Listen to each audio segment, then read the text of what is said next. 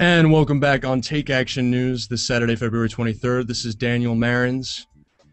Friends of Hamas.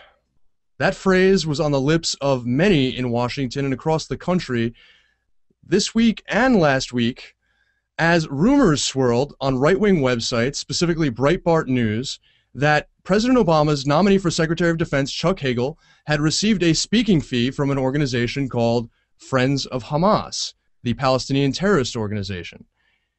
Now, it turns out that this was debunked, but not before Senator Rand Paul of Kentucky repeated it, and many other prominent conservatives who are not sitting members of Congress used this as another cudgel in the never-ending fight to confirm President Obama's Secretary of Defense nominee, Chuck Hagel.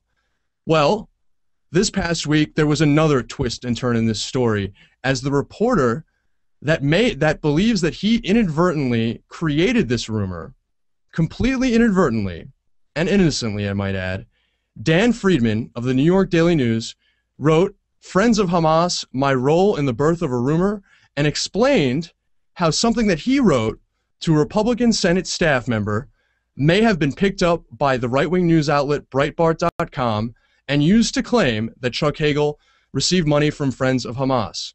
Joining us now on Take Action News is that reporter, Dan Friedman, from the Washington Bureau of the New York Daily News. Dan, thanks for joining us.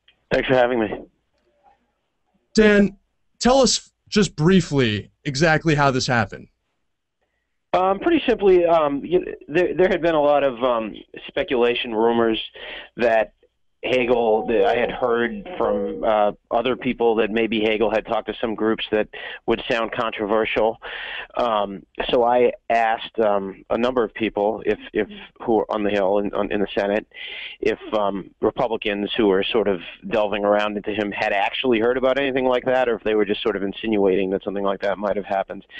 And in the course of doing that, I made up what I thought were hyperbolic-sounding names.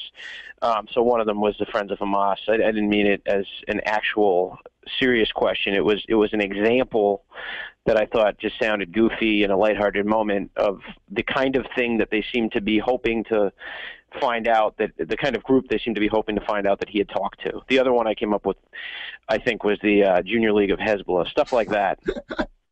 It's a really sort of hilarious story if it weren't so frightening in terms of how people could take advantage of it, because obviously after that the staff member leaked it to Ben Shapiro at Breitbart.com, who then called the White House for comment. When they didn't deny it, they ran a headline with the story, "Secret Hagel donor? White House spokes ducks question on Friends of Hamas."